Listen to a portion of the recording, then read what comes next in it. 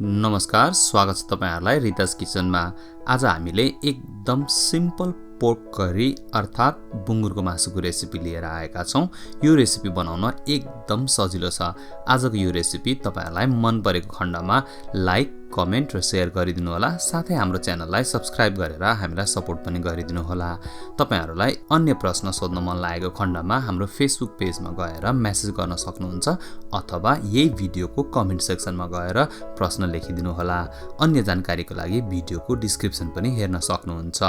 आउनुस् ढिलो नगरी सुरु गरौँ आजको यो रेसिपी। आजको यो रेसिपी बनाउन हामीले लिएका छौं केही होल गरम मसलाहरू, 4-5 वटा सुकमेल, 2 वटा तेजपत्ता, थोरै मरिच, त्यसैगरी हामीले 2-3 वटा सुक्खा खोर्सानी पनि लिएका छौं, एउटा स्टार एनिस, यसलाई नेपालीमा के भनिन्छ मलाई थाहा छैन, त्यसैगरी 2 टुक्रा दालचिनी। त्यसैगरी हामीले केही पाउडर मसलाहरू पनि प्रयोग गरेका छौं। हामीले आधा सानो चम्चा बेसार, 1 सानो चम्चा गरम मसाला, नुन स्वाद अनुसार, 1 सानो चम्चा धनिया पाउडर, 1 सानो चम्चा खोर्सानी पाउडर र 1 सानो चम्चा जिरा पाउडर लिएका छौं। त्यसैगरी हामीले केही भेजिटेबल्सहरू पनि प्रयोग गरेका छौं। हामीले लिएका छौं 3 वटा टमाटर, 1 पावा कुरिलो, 1 ठुलो चम्चा अदुवा लसुनको पेस्ट, 2 वटा प्याज, थोरै हरियो प्याज। यो चाहिँ एकदमै अप्सनल हो, तपाईलाई मन पर्दैन अथवा छैन, उपलब्ध छैन भने प्रयोग नगर्दा पनि हुन्छ।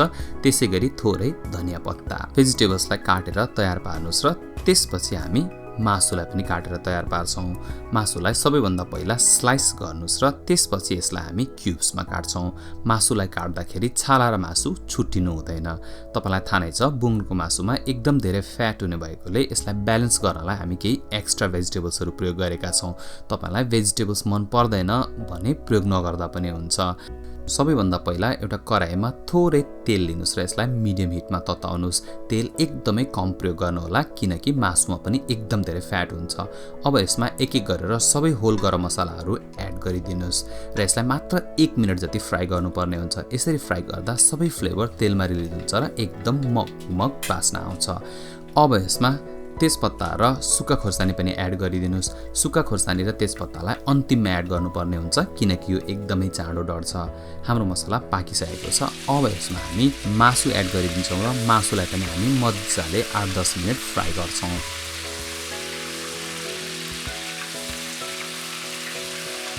तपाईले भिडियोमा हेर्दै जानु होला मासुको कलर कसरी चेन्ज हुँदै जान्छ।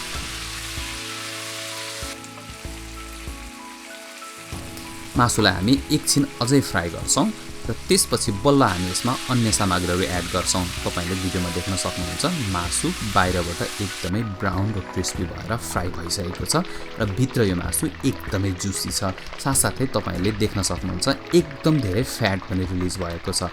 यतिखेर तपाईले यो मासुबाट फ्याट ड्रेन पनि गर्न सक्नुहुन्छ अथवा यसैमा तपाईले आधा सानो चम्चा बेसार र नुन स्वाद अनुसार एड गर्नुस् र यसलाई अझ पकाउँदै जानुस्।